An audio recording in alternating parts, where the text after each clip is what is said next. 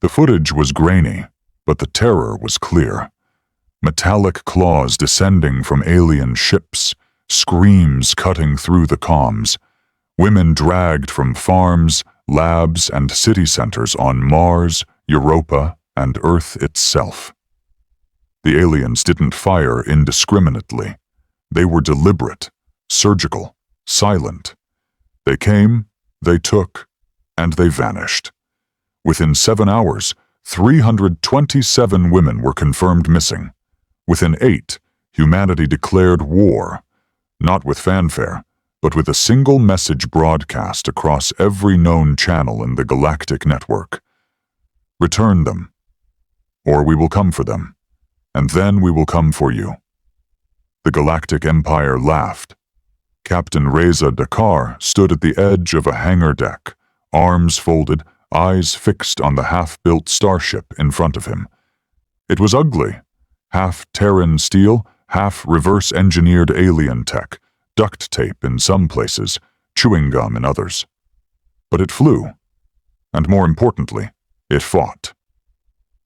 His jaw tightened as sparks arced from a welding drone above.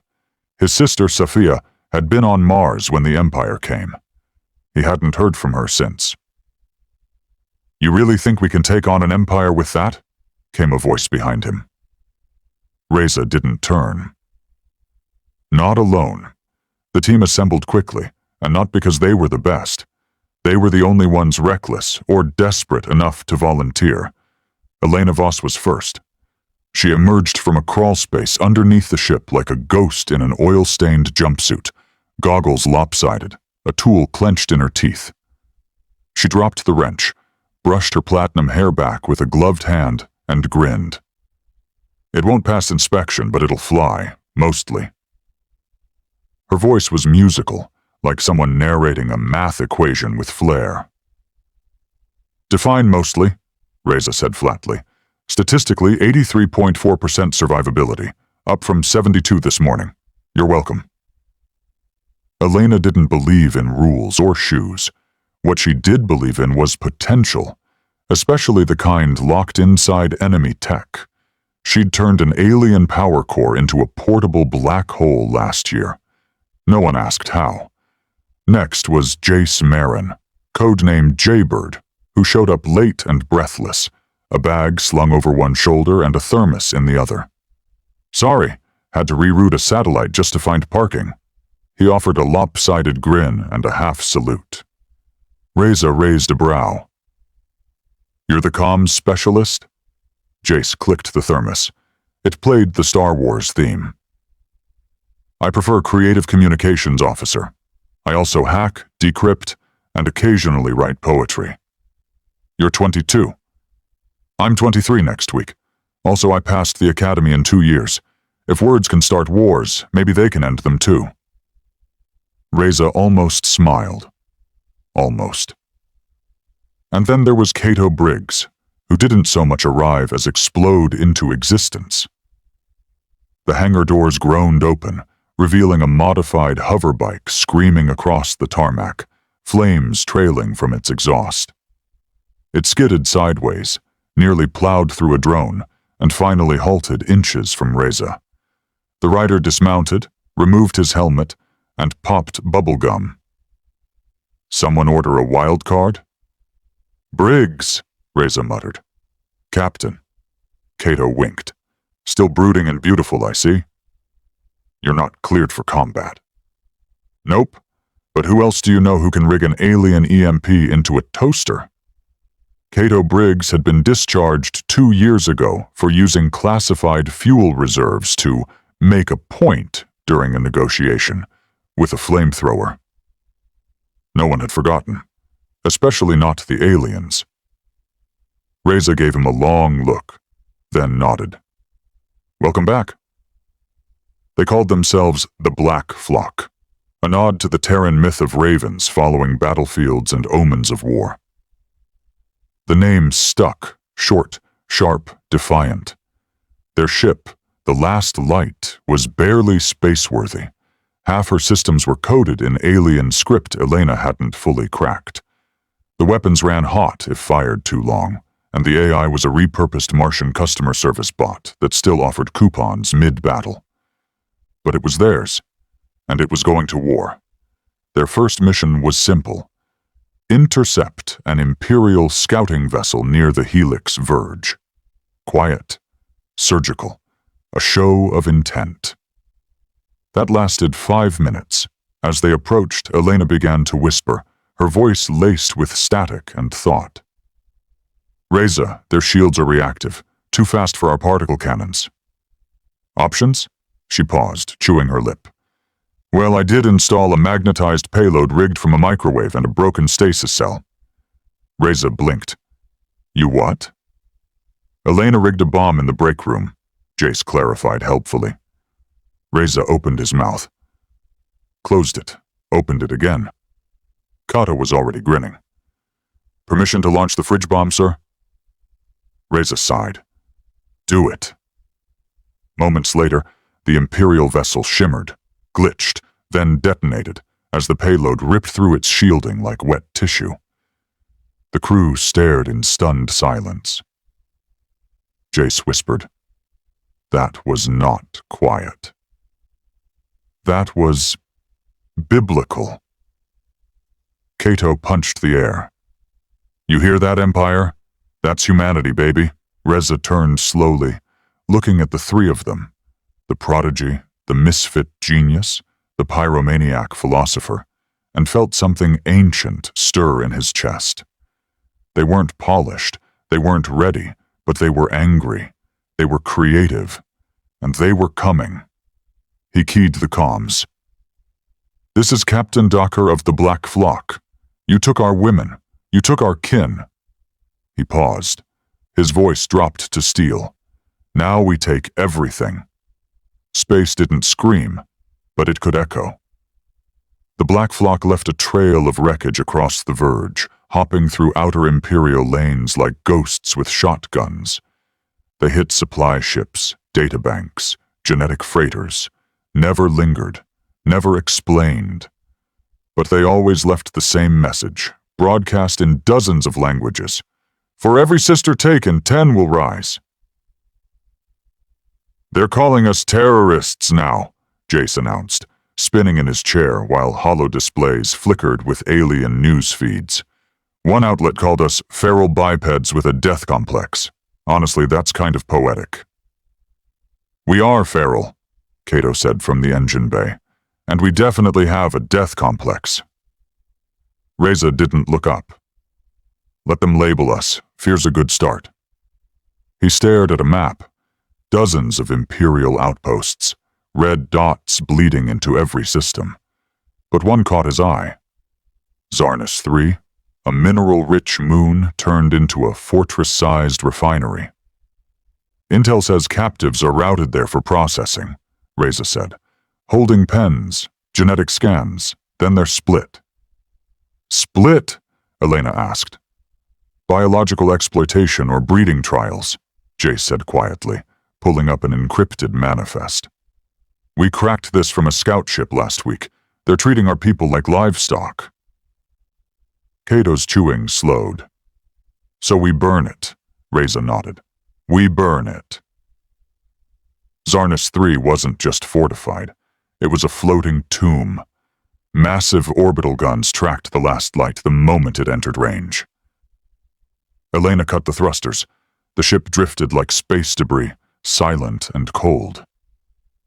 Jace whispered, "This is a bad idea." "That's the only kind we do," Reza replied. Kato clapped a hand on Jace's back. "If we die, I'm haunting you." Inside EVA suits patched with foam and duct tape, they launched from the ship in microbursts, drifting among asteroid shadows toward the station. Kato was the first to touch hull, welding an entry point with a laser torch. He gave a thumbs up, then kicked the door in with glee. The hallway inside was metallic, sterile, and filled with bodies. Not dead. Caged. Sedated. Human. Jace froze. "There's dozens." "No," Reza whispered. "Hundreds." They moved fast. Elena looped camera feeds and disabled lockdowns with handheld code spikes. Jace mapped the station's layout in real time. Koto played sentry with a plasma blade made from a broken pipe and God knows what. But then came the alarm. They'd tripped something. Reinforcements slammed into the corridor in full armor, bipedal insectoids wielding shock spears and anti-personnel drones. Reza stepped forward, gun raised. "Form up!" The corridor lit up with chaos. Bullets sparked off chitin. Elena screamed coordinates as she rigged EMP traps mid-fight. Jace fired blindly with one hand while splicing doors with the other. Kato, laughing, used a drone as a skateboard and barreled through enemies like a wrecking ball. When it was over, they were bloodied, half-burned, and surrounded by destroyed automatons and sizzling alien corpses. Kato wiped ichor off his visor. "That was fun," Jace coughed. "Remind me to write your eulogy before the next op." They reached the primary containment chamber, only to find a holding pod already half empty. Human captives being loaded into cryo-cargo. Jace bolted forward. "Wait, we're here to help." One of the women inside stopped. Dark skin, cybernetic eyes. She blinked, then shouted back, "Jace?" He stumbled. "Dr. Imari?" "About time you showed up." Dr. Nora Imari had been presumed dead, an exolinguist specializing in ancient alien dialects. Now she was barefoot and bruised, but very much alive and fuming. "They're planning to move us to the core systems," she snapped, already pulling a data spike from her gown. "I've been stalling them with fake translation sequences. If we leave now, they'll purge the rest." Jace's voice cracked. "How many more?" "Thousands, not just women. Anyone genetically viable." Reza looked at the others. "We can't stay." Elena was already setting explosives. "We don't need to." Kato grinned. "Time for a light show." They evacuated with 37 survivors, Nora among them, just as the reactor blew. The last light barely outran the shockwave. Jace collapsed into a chair, holding his chest like he'd run a marathon. "Tell me we made a dent." Nora limped forward, tossing the spike onto the table. "More than a dent. That station had a central archive, names, routes, command logs. With this, we can trace every human they've taken." Elena's eyes gleamed. "I can piggyback it into the Empire's subnetwork. Might even leak it galaxy-wide." Jace looked up. "You mean turn the galaxy against them?" Nora smiled, sharp and cold. "I mean shame them in their own tongue. Show them humans don't vanish, we don't forget."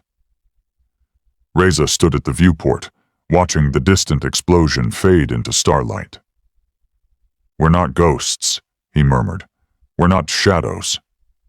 He turned to his crew, to his team.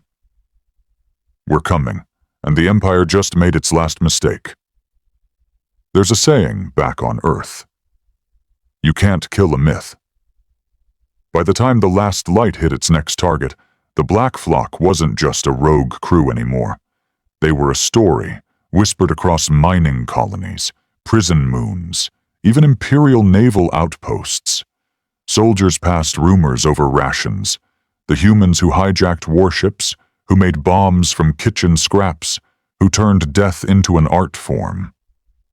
And behind the myth? Just 4 misfits and a ship held together by prayers and vengeance. Jace was practically glowing. "This spike from Zarnus is gold. I've cracked 16 routing protocols, including a military warp manifest. Guess where it leads?" "Let me guess," Reza said. "Straight to hell." "Close. Torvin Primus, one of the Empire's core trafficking nexuses." Elena leaned over, scanning the data streams. "Looks like it's more than a waypoint. Bioengineering labs, breeding programs, cybernetic experiments. This is where they twist the ones they take." Kato spat. "Twist?" "They're trying to make hybrids, Breed out resistance.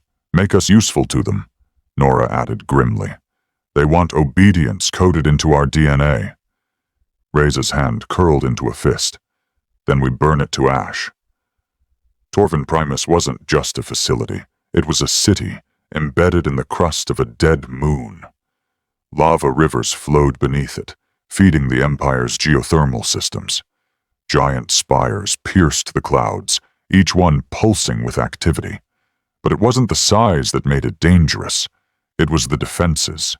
3 battleships, 6 orbital cannons, an entire drone fleet. Koto stared out the viewport. That's a lot of guns for a science base.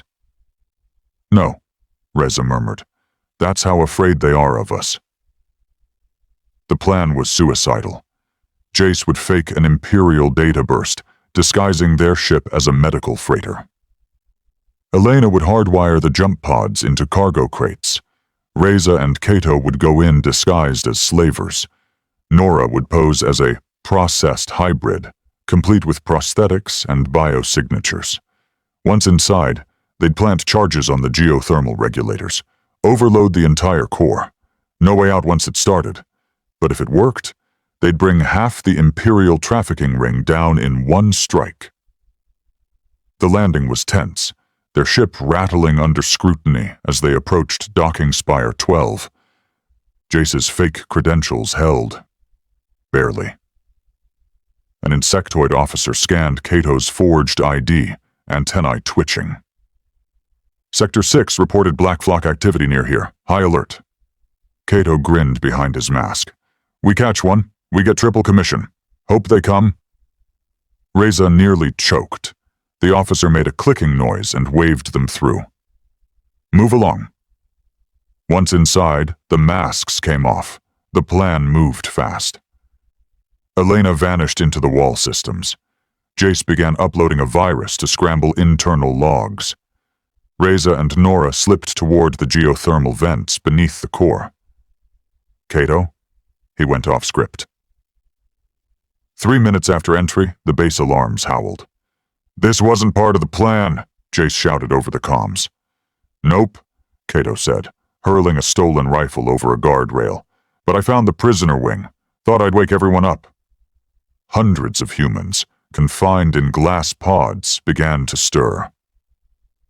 Reza cursed. Change of plans. Everyone moves now, Elena hissed through the mic. I'm not done rerouting the vent cycles. You have 3 minutes, Reza snapped. Then you better be ready to fly through hell. The base descended into chaos. Steam vents burst. Walls trembled. Sirens screamed. And amid it all, humans, newly freed, terrified, defiant, followed Kato through fire and blood. Reza met them at the central elevator, wielding an alien shock lens like a gladiator. He shoved Nora into the lift with a dozen others. Get them to the evac corridor. You know the route. She hesitated. What about you? He turned toward the tremors shaking the walls. I've got to make sure we finish this. Elena's voice crackled in. Overload's at 92%. You've got 1 minute before the core erupts. Kaito came flying around the corner, carrying a child on one shoulder and a plasma grenade in the other. Time to go! They reached the surface just as the last light decloaked, hovering in low atmo, ramp extended. Jace shouted from the pilot's seat, Jump now or die poetic! They dove inside. Jace hit the throttle. Behind them, Torvin Primus imploded. Molten energy erupted skyward, swallowing the towers, the walls, the legacy of 1,000 crimes in seconds. The sky itself cracked red and black. Kato laughed breathlessly. That's the second biggest explosion I've ever caused. Elena collapsed into a chair. That base processed thousands. It's gone now. Just gone. Jace turned, eyes wide. We're gonna make the Empire bleed. Nora sat beside him, holding a new spike, ripped from the base's AI. I've got more routes, dozens more. Reza stepped forward, bleeding but upright, gaze steady. They're scared now. That's why they guarded this place so hard. They know we're not just a problem. We're a plague. They should have left us alone, Elena murmured. They should have never taken our people, Cato added. Reza raised his voice. But they did. And now? He looked at the dozens rescued, the silent tears, the quiet strength. Now we become their extinction event. The Empire answered with fire. Within days of Torvin Primus's destruction, the bounty on the Black Flock exceeded 1 trillion credits. Entire fleets diverted to hunt one ship. Colonial governors issued extermination orders for human enclaves. Propaganda screamed through every channel, crush the vermin, end the infection, break Earth's mongrel spawn. They didn't understand. You can't threaten a species that already walked through extinction. In the shattered hull of an abandoned asteroid mine, Reza stood before a crowd, not soldiers, survivors, engineers, exiles, teachers, kids with scars in their eyes and fire in their veins. All of you have lost something, he said. Family, home, freedom. But you're still standing. You're still fighting. He gestured to a blueprint, an orbital station's schematic, spinning in red holographics. This is Zeroth Spire. It's the Empire's crown jewel, the nexus for their AI command, the final lock on their trafficking system. Elena stepped forward. We crack it. We crash it. Every prison, every lab, every cursed slave ship in their grid, unshackled. In real time, Cato smirked. You wanted payback. This is apocalypse. The plan was madness. The Empire would never expect a direct assault on Zeroth Spire. It hovered in deep space, surrounded by gravity shields and defense matrices that could vaporize a moon. So Reza gave them what they expected, a frontal attack. Hundreds of old freighters, retrofitted with human ingenuity, charged the gates. Drones, miners, rebels, every soul the Black Flock had freed came back for one final run. They called it the Broken Armada. And behind the chaos, cloaked in silence, came the last light, slipping into the storm unnoticed. Inside Zeroth Spire was a maze of ice-white corridors and heartbeat hums. Eye-controlled sentinels glided like shadows, expressionless and merciless. Elena dropped pulse bombs as they went, smiling like a ghost. Jace hacked 3 doors at once, sweat dripping. This AI isn't like the others. It's alive. It's adapting. Then stop thinking like a hacker, Nora said, sliding beside him. Start thinking like a human. We don't follow patterns. She uploaded corrupted Earth memes into the mainframe. Nonsense, symbols, laughter. The AI began to glitch. Halls pulsed red. Codes faltered. It's confused, Jace gasped. It doesn't understand humor. Nora smirked. Good. Let's break its mind. In the reactor core, Reza faced the final lock, a biometric failsafe that required Imperial DNA and neural clearance. He reached into his jacket and pulled out the last thing he ever wanted to carry, a severed alien hand from the officer who'd overseen Zarnus. He pressed it to the console. The door hissed open. Cato exhaled. That's gross. You're welcome. The last phase was chaos. Security drones swarmed. Gunfire lit the halls. The AI screamed in every language. Elena triggered feedback loops that melted the servers. Jace looked up, voice shaking. Once this virus hits, it can't be stopped. It'll cascade through every system they own. Reza turned to the screen. Prison doors, DNA chains, slave markets. Do it! Jace hit the key. The Empire's grid shattered. Across the galaxy, lights blinked out. Ships malfunctioned mid-flight. Genetics labs went dark. Collars snapped off necks. Alarms went silent. Thousands, millions of enslaved humans awoke to freedom. In Zeroth Spire, The AI howled its last words. Unpredictable, illogical, human. Then the spire exploded. The last light burst free from the inferno, battered and burning, but still flying. 3 days later, the Galactic Senate held an emergency summit. Every species watched as leaked footage showed Earth's survivors laughing while hacking the unhackable, hugging as slave grids fell, dancing as the Empire's AI short-circuited over a cat video and a war cry. "You took our women," Reza's voice echoed. "So we took your damn empire." The room fell silent. A Sorn admiral broke the silence. "Let the record show, humanity is not to be enslaved, provoked, or underestimated ever again." The vote was unanimous. The war ban passed. Humanity was off limits, untouchable. Back on Earth's orbit, what remained of the Black Flock stood on a rebuilt platform, watching refugee ships arrive by the hour. Jace grinned. "We became a myth," Elena nudged him. "We became a warning." Nora wiped her hands clean. "So, what now?" Reza looked toward the stars. "We rebuild. We remember. And if they ever come again..." Cato slapped his back. "Then we remind them why ghosts are afraid of us.